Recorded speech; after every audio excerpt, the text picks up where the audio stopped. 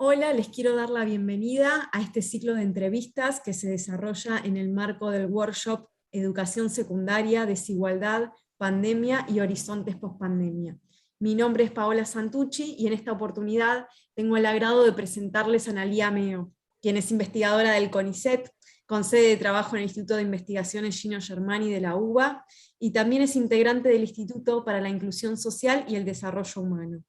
Es doctora en sociología y a lo largo de su carrera ha trabajado en el campo de la sociología de la educación. Actualmente realiza investigaciones sobre la producción sociomaterial del trabajo docente y la puesta en acto de las políticas educativas, y variadas formas de acción colectiva en educación. Gracias, Analía, por acompañarnos. Nos gustaría que nos cuentes acerca de la investigación que estás llevando a cabo en el PISAC. ¿Cómo es que surge la idea de encarar ese proyecto? Gracias, Paola. Muchas gracias por invitarme.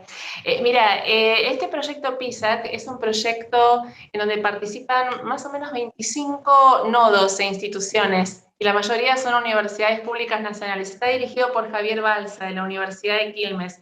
Y la particularidad que tiene este proyecto es que es interdisciplinario. Tenemos gente de salud, de políticas, de educación, y nos interesa como proyecto colectivo trabajar sobre las identidades, conocer y analizar identidades, experiencias y discursos sociales en torno a la pandemia y la pospandemia. Yo formo parte de una subred, que también es una subred muy grande, con investigadores de distintas provincias, investigadores e investigadoras, que tenemos el propósito de llevar adelante algunos objetivos específicos vinculados con este objetivo general. Primero te cuento un poco de esto y después te cuento cómo surgió esta idea. La idea del proyecto, por lo menos del componente de educación, pensar que este es un proyecto muy grande y muy heterogéneo en su formación y también variedad de componentes, a nosotros nos interesaba fundamentalmente indagar los discursos y representaciones sociales y emociones de los y las docentes relativos a las políticas de continuidad pedagógica durante el ASPO. Y también nos interesaba poder conocer esas mismas dimensiones este año, ¿no? Al regreso o a la llamada vuelta a las clases. Otra de las cosas que nos interesaba conocer de los docentes, docentes de distintos niveles educativos, tanto primario, secundario como superior universitario, nos interesaba conocer cómo estaban viendo su trabajo, sus finalidades, cuáles fueron las posibilidades y limitaciones que tuvieron y cómo se sintieron en términos del reconocimiento social de sus actividades o acciones pedagógicas o educativas, ¿no? Nos interesaba también reconocer cómo había, o mejor dicho, conocer cómo utilizaban las TIC, cómo había sido mediado su trabajo por las nuevas tecnologías en los distintos niveles y con los distintos tipos de estudiantes que estaban trabajando.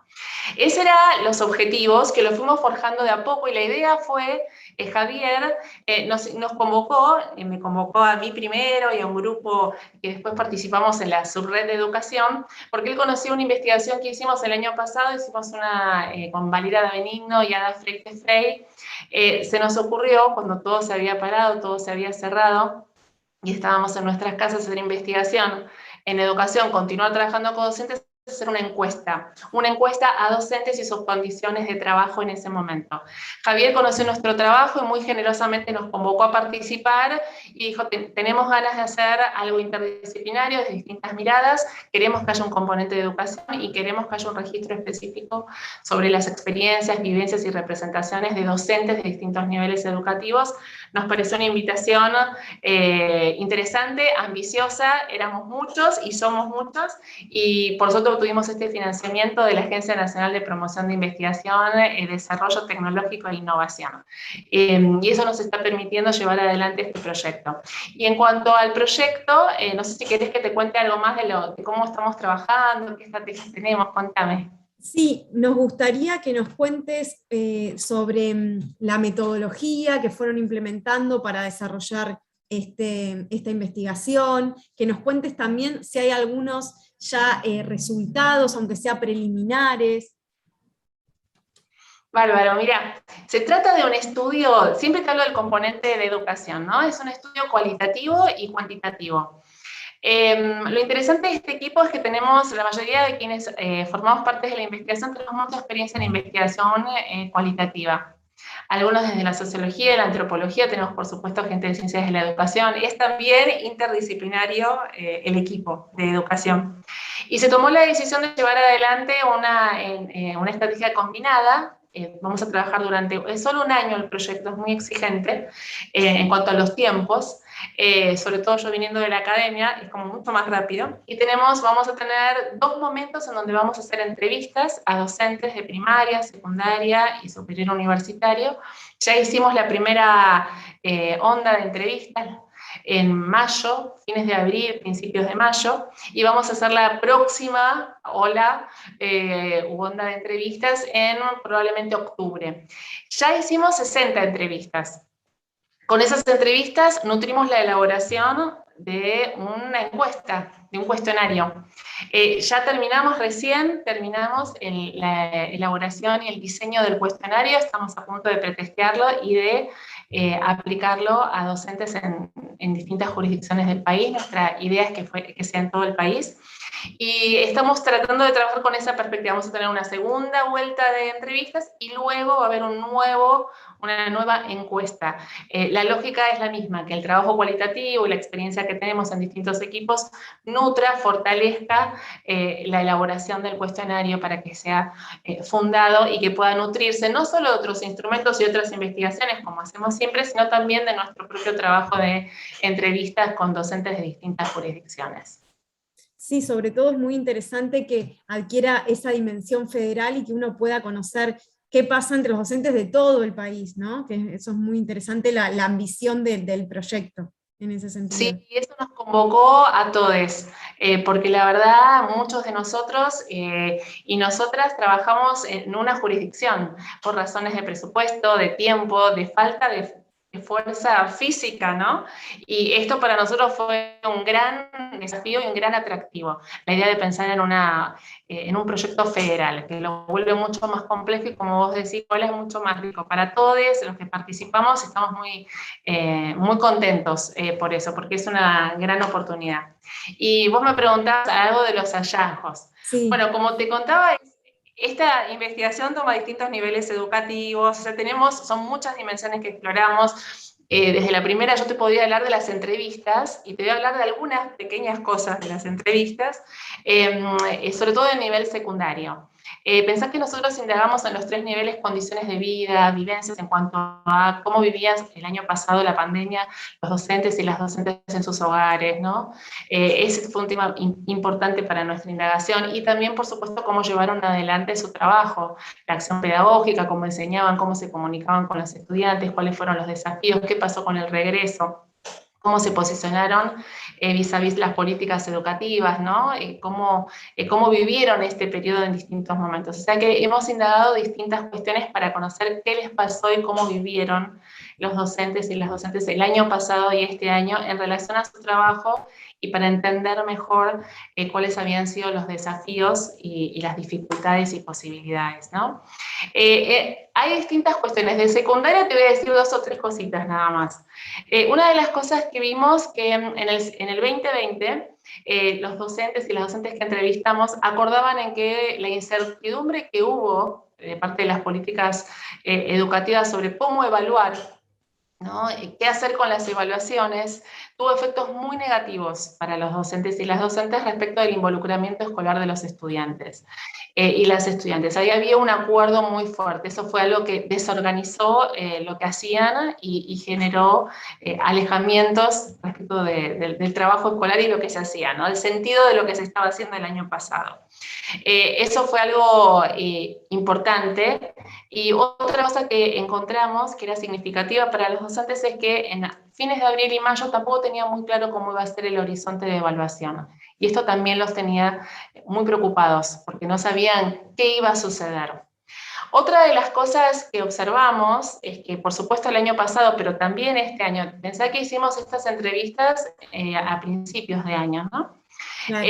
Todavía para ellos era un problema muy serio cómo planificar sentían que seguían viviendo una situación de permanente incertidumbre, ¿no? Incertidumbre en donde no quedaban claro cuáles eran las reglas de juego, no sabían si iban a volver a la presencialidad. Muchos nos decían, en verdad no es presencialidad, es una semipresencialidad, porque no tiene las características que asumió en el pasado.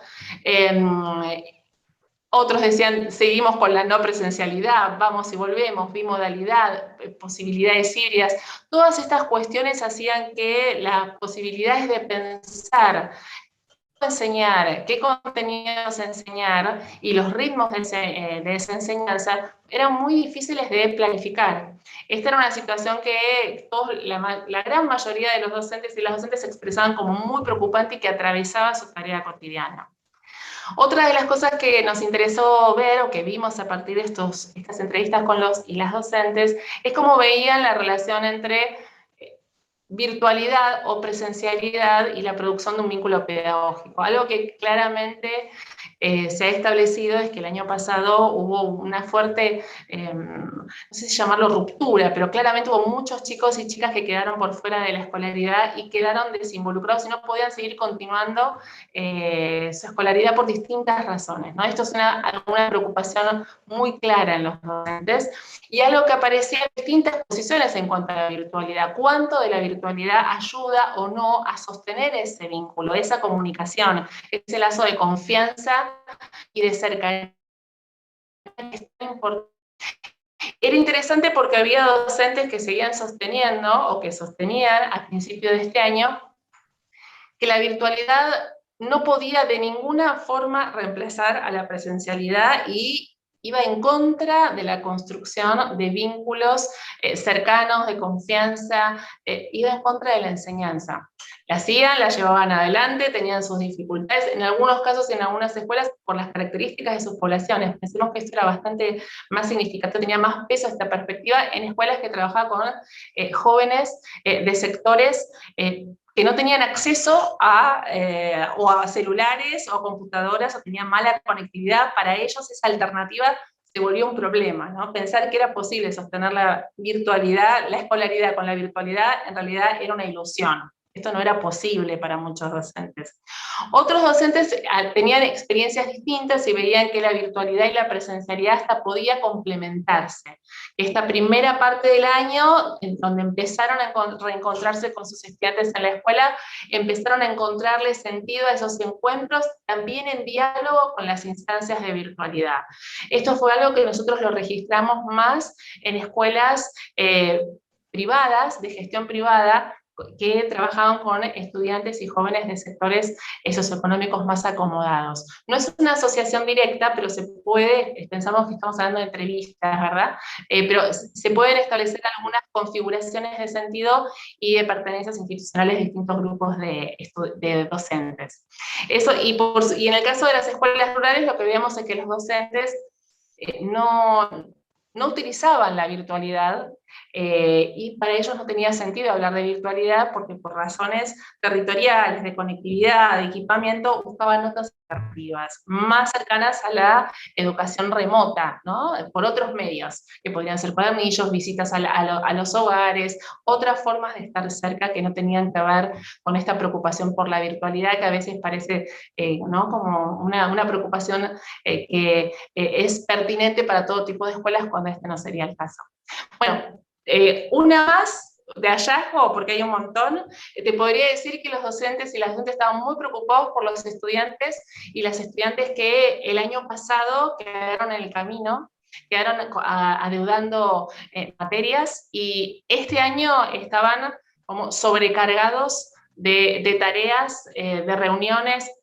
Había como una intensificación de la tarea de ser estudiante para este grupo de jóvenes que están en riesgo educativo y que veían con mucha preocupación la situación particularmente frágil de su escolaridad, que parecía que estaba siendo pronunciada, se estaba pronunciando o agravando por las características que estaba asumiendo la escuela a principios de año, en donde los chicos tenían que pertenecer a distintos grupos, tenían que volver a dar materias, pedacitos de materias del año pasado. O sea, la cuestión de los efectos de la evaluación y los conocimientos adeudados en distintas materias, a principio de año se veía como un nudo bien problemático que ponía en cuestión no solo la continuidad de estos grupos de jóvenes, sino también si realmente estaban aprendiendo en este proceso de intentar acreditar saberes que no pudieron hacer el año pasado. Así que por ahí hay mucho más, pero como para compartir algunas cosas. Sí, la verdad que muy interesante los hallazgos que fueron identificando, todo da para desarrollos de líneas de investigación, uno a uno daría lugar a desarrollos de distintas líneas de investigación súper interesantes, así que muy bueno todo este avance, y bueno, me parecen riquísimas las entrevistas en relación a todo lo que estás contando. Ahora yo también te quería consultar, ¿cuál te parece que es la relevancia que adquiere la investigación socioeducativa en tiempos de pandemia? Mira, me parece que es una pregunta importante que nos la tenemos que hacer todos y todas los que hacemos investigación.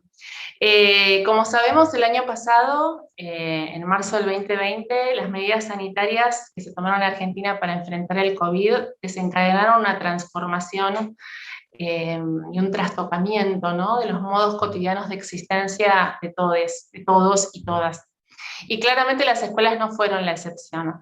El cierre físico de las escuelas y las diferentes formas que en este año sumó la presencialidad, semipresencialidad, han desestabilizado prácticas, representaciones, significados en torno a lo que es la escuela, a la enseñanza y al mismo trabajo docente. Podemos acordar que la transformación, ¿no?, o estas alteraciones han sido muy profundas y han cambiado la forma en que se organiza temporal, espacial y materialmente la enseñanza, ¿no? Para algunos esta alteración es temporaria, bueno, esto pasó, vamos a volver a la escuela. Otros y otras entendemos que en realidad hay que observar, registrar, conocer y ver lo que está pasando y cuál es el alcance de esto que está pasando y de lo que pasó, ¿no?, tanto dentro como fuera de la escuela. Me parece que lo que sí podemos estar de acuerdo es que estos escenarios tan cambiantes e inciertos que persisten han profundizado viejas desigualdades y probablemente generado nuevas desigualdades entre grupos de escuelas, estudiantes y docentes, ¿no? Desigualdades que se están acelerando con ritmos muy preocupantes. En este sentido, me parece que podríamos decir que la escuela terminó con, o mejor dicho, la pandemia terminó con la escuela tal como la conocíamos. No terminó con la escuela, pero sí como la conocíamos. Y por eso necesitamos esfuerzos colectivos para entender qué pasó y qué nos está pasando. Para mí la investigación educativa, en este sentido, tiene un desafío y una tarea que es compleja, difícil y que tiene que ser asumida colectivamente, ¿no? Me parece que tenemos la responsabilidad de describir, analizar y comprender las características y alcances que asumieron los modos de escolarización en este tiempo. Para ello me parece que tenemos que documentar, mapear, registrar diferentes modos y maneras en que autoridades, docentes, personal no docentes, familias y comunidades vivieron y atravesaron este tiempo, lo están atravesando. Me parece que la investigación educativa tiene que contribuir a entender, a conocer las lógicas políticas, pedagógicas, laborales, sociales, que se están configurando y reconfigurando en este nuevo escenario, ¿no? Y en este sentido, cómo estas lógicas nos pueden ayudar a pensar en posibilidades, limitaciones y desafíos para pensar la escuela que tenemos y la escuela que queremos. Y en ese sentido la investigación educativa puede hacer un aporte a la agenda pública, un aporte que yo considero que es fundamental y que se construye y debe construirse colectiva y colaborativamente, por supuesto con las comunidades, las escuelas y las familias, ¿no? Esa sería mi primera reacción a tu pregunta. Bien, y también en relación a esto de hacer investigación, ¿no?, durante la pandemia, ¿cuáles son más que nada las oportunidades, pero también las limitaciones que vos identificás en ese aspecto? Mira, tuvimos muchas dificultades y limitaciones. Tuvimos la primera dificultad, yo no me olvido más, cuando todos estábamos encerrados. Y como investigadora decía, bueno, ¿y ahora cómo hago para estar cerca de las escuelas? ¿Ahora cómo hago para estar cerca de los docentes? Porque estoy con una pantalla, estoy, como seguimos ahora, ¿no? Mirando una pantalla. No Eso fue muy podemos imaginar desestabilizante. el trabajo de campo, no podemos imaginar el trabajo de campo si las escuelas no Totalmente. están ahí. Las escuelas se cerraron para nosotros también, ¿no? Claro. Y en ese sentido fue muy desestructurante. Y la dificultad, bueno, la pregunta es, ¿cómo hago investigación en este contexto? Eso fue una gran dificultad, porque uno tenía modos, maneras, prácticas, formas de organizar lo que es la investigación que ya no los tenía. Y en ese sentido me parece que fue un gran desafío. Un gran desafío, una gran dificultad que pudo ser resignificado.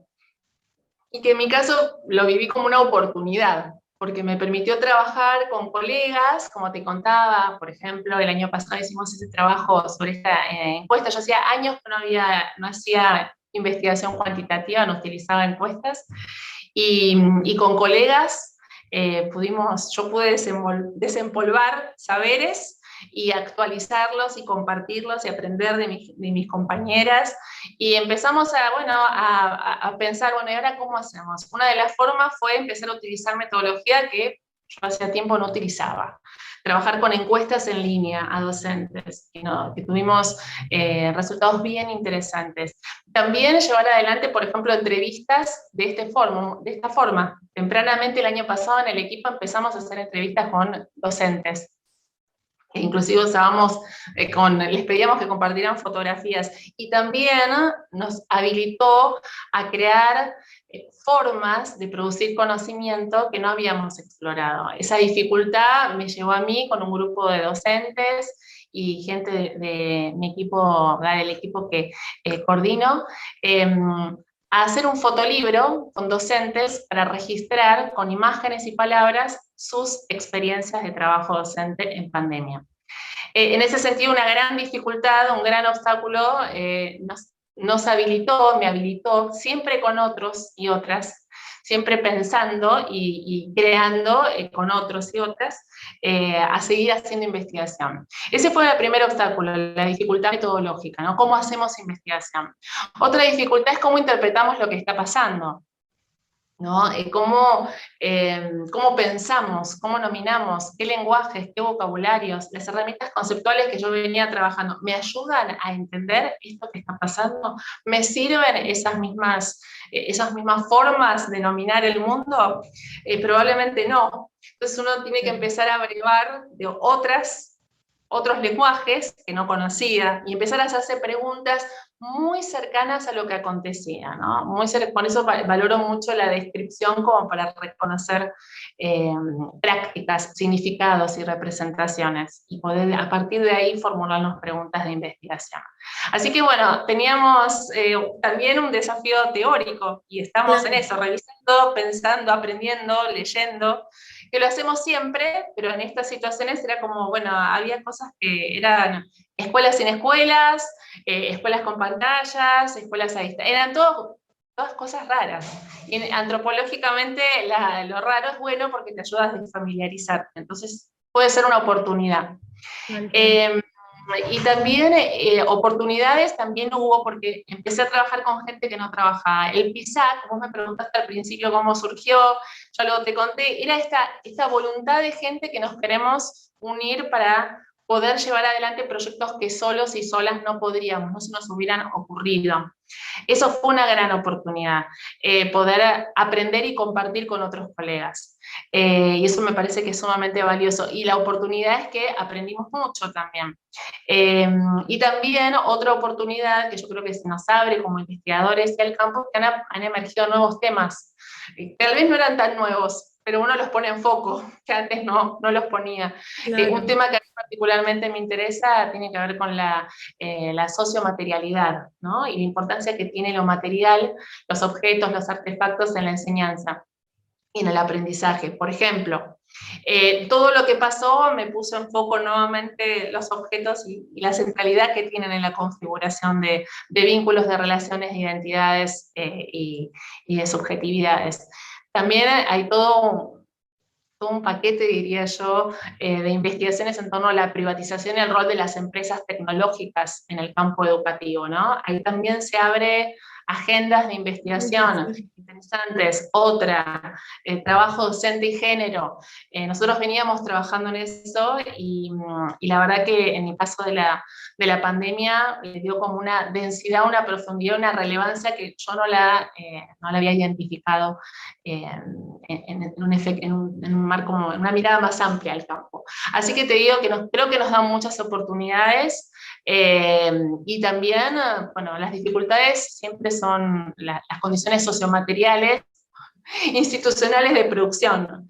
Y por eso es muy importante generar y forjar y nutrir estas redes, ¿no? Para acompañarnos y trabajar juntos y juntas. Así que bueno, creo que por ahí algunos de los desafíos y oportunidades. Bueno, muchas gracias, Analía.